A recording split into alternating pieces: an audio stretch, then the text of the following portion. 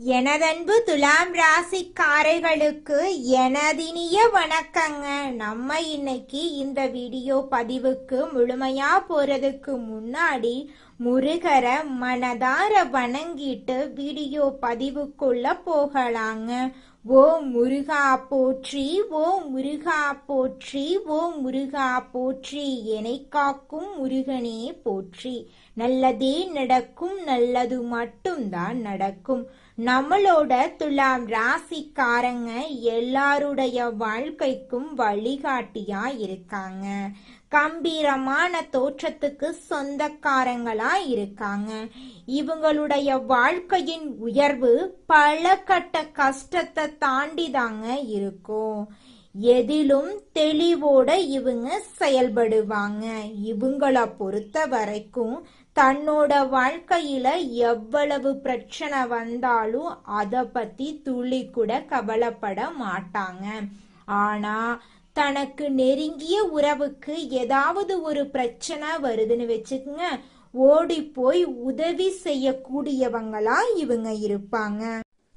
துலாம் ராசி என்பது ராசி சக்கரத்தோட 7வது ராசி. துலாம் ராசியின் அதிபதி சுக்கிர பகவான். சித்திரை நட்சத்திரம் 3-4 பாதங்கள், சுவாதி நட்சத்திரம் 1-2-3 பாதங்கள், விசாகம் நட்சத்திரம் 1-2-3 பாதங்கள்ல பிறந்தவங்க நம்மளோட துலாம் ராசியை சேர்ந்தவங்க. இந்த துலாம் ராசிக்காரங்களை நம்ம பார்த்தா இவங்க இயல்பாகவே மிகவும் அழகானவங்க, நேர்மையானவங்க, எதிலும் சமநிலையை இவங்க விரும்புவாங்க. தராசு சின்னத்தை கொண்ட இவங்க எப்போதும் நியாயத்தின் பக்கம் மட்டும்தான் நிற்பாங்க. சுக்கிரனின் ஆதிக்கம் இருக்கிறதுனால கலை, ஆடம்பரம், அழகு ஆகியவற்றின் மீது இவங்களுக்கு இயல்பாகவே ஒரு ஈர்ப்பு இருக்கும். இவங்க எப்போதும் அமைதியை விரும்புவாங்க. தேவையில்லாத சண்டைகள், சச்சரவுகள் வரும் இடங்களை விட்டு அமைதியா விலகி செஞ்சிருவாங்க. அனைவரிடமும் இனிமையாக பேசி பழகும் குணம் இவங்களுக்கு இருக்கு. மனிதர்களிடம் இப்போதெல்லாம் மக்கள் எப்படி இருக்கிறார்கள் என்றா மற்றவங்களை எப்படி வீழ்த்துறது அப்படின்னு சிந்திக்கிறவங்க அதிகமா இருக்காங்க. ஆனா நம்மளோட துலாம் ராசிக்காரங்க யாருக்கும் எந்த கெடுதலும் நினைக்க மாட்டாங்க. எதிரியா இருந்தாலும் அவங்க கஷ்டப்படுறத பார்த்தா இவர்களின் மனம் இறங்கி உதவி செய்ய ஓடி போயிருவாங்க. இவங்க தாங்கள் குடும்பத்தின் மீது அதிக பாசம் கொண்டிருப்பாங்க. குடும்பத்தின் அமைதிக்காகவும் சந்தோஷத்துக்காகவும் தங்களின் பல ஆசைகளை தியாகம் செய்யக்கூடியவங்களா இவங்க இருக்காங்க. தன்னிடம் பழகும் நண்பர்களாக இருந்தாலும் சரி, உறவினர்களாக இருந்தாலும் சரி, அவர்களை முழுமையா இவங்க நம்புவாங்க. இவர்களை நண்பர்களாகவோ அல்லது வாழ்க்கை துணையாகவோ பெறவங்க உண்மையிலேயும் ஒரு சிறந்த அன்பான உறவை பெற்றவர்களா கருதப்படுறாங்க. இப்படி இவங்களை பத்தி சொல்லிக்கிட்டே போகலாம். ஆனா இவங்க கிட்டையும் சில குறைகளும் பலவீனங்களும் இருக்கு. அந்த குறைகளை நீங்க திருத்திக்கிட்டீங்கன்னா வாழ்க்கையில மிகப்பெரிய சிகரத்தை எளிதாக உங்களால தொட முடியுங்க. துலாம் ராசிக்காரர்களிடம் உள்ள மிகப்பெரிய குறை என்னன்னு பாத்தீங்கன்னா முடிவெடுக்கிறதுல ஏற்படக்கூடிய அதீத தயக்கமும் மற்றவர்களை கண்மூடித்தனமா நம்புறது தாங்க. ஒரு சிறிய முடிவாக இருந்தாலும் இது சரியா அது சரியா என்று தராசு தட்டு போல இவர்களின் மனம் அலைபாய்ந்து கொண்டே இருக்கும்.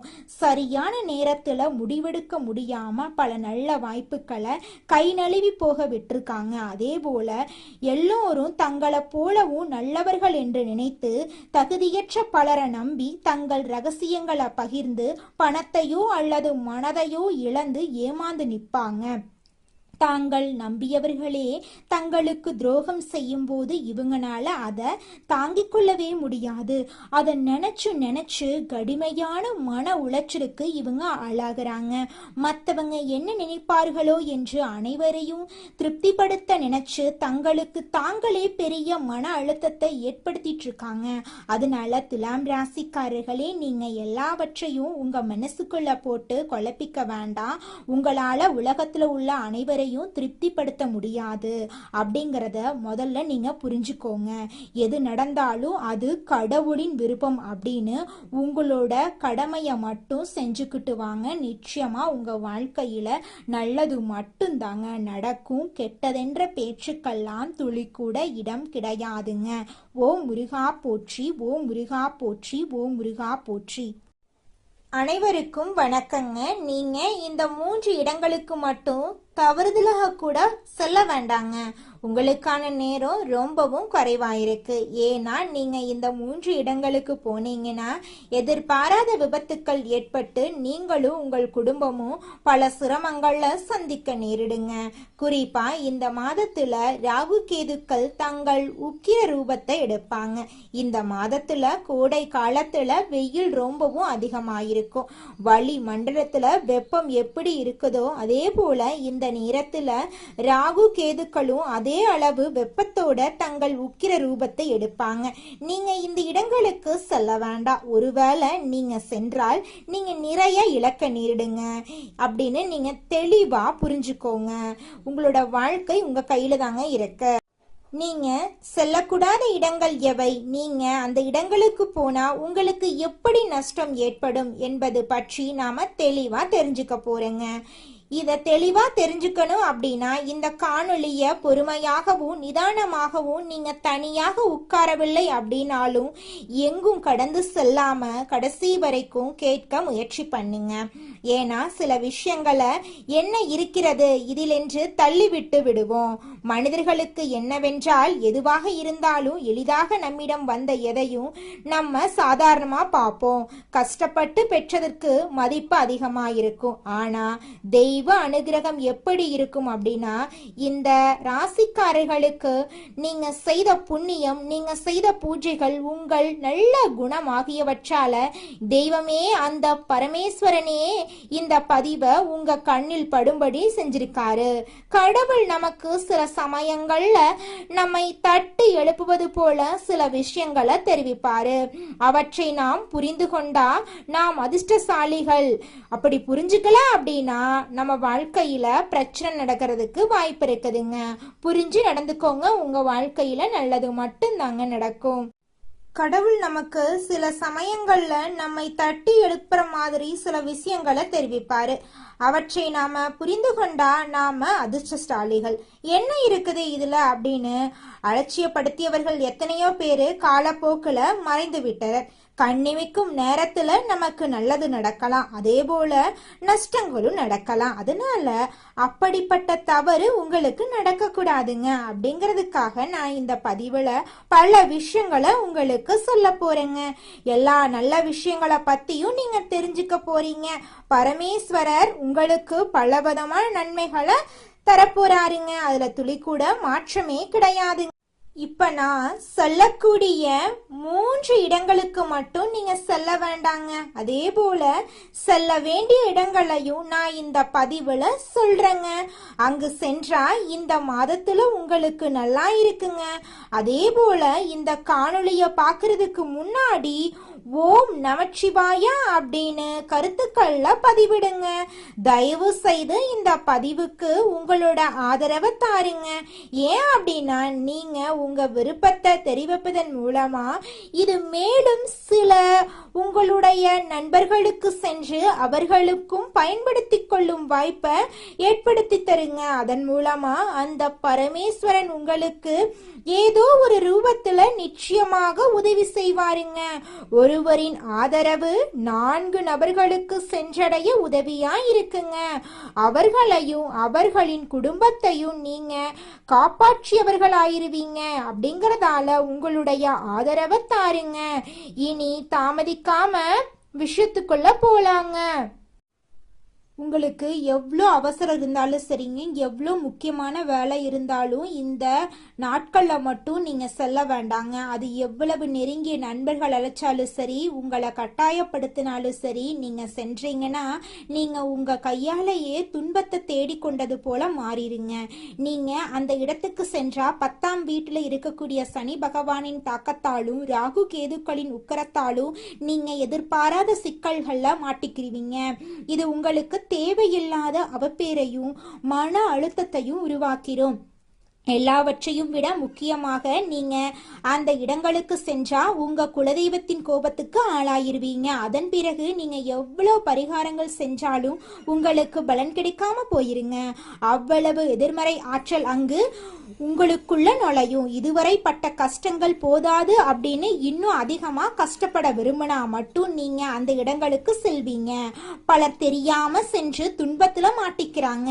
உங்களுக்கு முன்கூட்டியே இந்த எச்சரிக்கை விடுக்கப்பட்டிருக்கு. கடந்த சில காலங்களாகவே தொழில் மற்றும் குடும்பம் என்று இரண்டு பக்கமும் நீங்க பலவிதமான மன போராட்டங்களை சந்திச்சுட்டு இருக்கீங்க. ஆனா இனிமேலு அந்த கஷ்டங்கள் தொடரக்கூடாது அப்படிங்கறதுக்காக இதை நான் விரிவா சொல்றேங்க. அந்த இடங்கள்ல நீங்க செல்லக்கூடாத முதலிடம் என்னன்னு பாத்தீங்கன்னா, உங்களை சுத்தி எப்பொழுதும் எதிர்மறையாக பேசிக் கொண்டிருக்கும் நபர்களோட இருப்பிடங்க. அந்த இடங்களுக்கு நீங்க செல்லவே கூடாதுங்க. அவங்களோட வாழ்க்கை எப்போதுமே துயரமும் கண்ணீருமாவே இருக்கும். அவங்க எந்த கர்மாவை அனுபவிக்கிறாங்களோ தெரியல, ஆனா அவங்க எப்போதும் தங்க கஷ்டங்களை மட்டும் பற்றி பேசிக்கிட்டே இருப்பாங்க. என் வாழ்க்கை முடிஞ்சிருச்சு, எனக்கு யாருமே கிடையாது, எனக்கு மட்டும் ஏன் இப்படி நடக்குது, நான் அழிந்து போக போறேன் அப்படின்னு எப்போதுமே விரக்தியாகவே பேசுவாங்க. அவர்கள் நல்லவர்களாயிருக்கலாம், ஆனா அவர்களின் வார்த்தைகள்ல உள்ள எதிர்மறை ஆற்றல் மிகவும் வலுவாயிருக்கு. நீங்க மற்றவர்களின் கஷ்டங்களை கேட்டு சீக்கிரமே மனவிறங்கி விடுவீங்க. நீங்கள் அவர்களிடம் சென்று ஆறுதல் கூறலாம் அப்படின்னு நினைச்சு அவர்களின் அருகில் அமர்ந்து பேசினா அவர்களின் அந்த எதிர்மறை ஆற்றல் உங்களை எளிதாக தொற்றிக்கொள்ளும். உங்களின் மனநிலையும் அப்படியே மாறி உங்களை அறியாமலேயே உங்களுக்குள்ள ஒருவித விரக்திய பயத்தையும் கொண்டு வந்துருங்க. ஏற்கனவே 10ஆம் வீட்டுல சனி இருக்கிறதுனால உங்களுக்கு வேலை பளுவும் மன அழுத்தமும் அதிகம் இருக்கும். இந்த நிலையில இந்த எதிர்மறை மனிதர்களிடம் பழகிறது உங்கள் நிலைமைய மேலும் மோசமா ஆக்கிருங்க. தயவு செஞ்சு இந்த காலகட்டத்துல நீங்க இந்த நபர்கள் கிட்ட பேச வேண்டாம். அவர்களை தொலைபேசியில் கூட நீங்க தொடர்பு கொள்ள வேண்டாம். அவர்களிடமிருந்து முழுமையாக விலகி இருக்கிறது உங்களுக்கு ரொம்பவும் நல்லதுங்க. அடுத்ததாக நீங்க செல்லக்கூடாத 2வது இடத்தை பொறுத்தவரை இது மிகவும் ஆபத்தான இடங்க.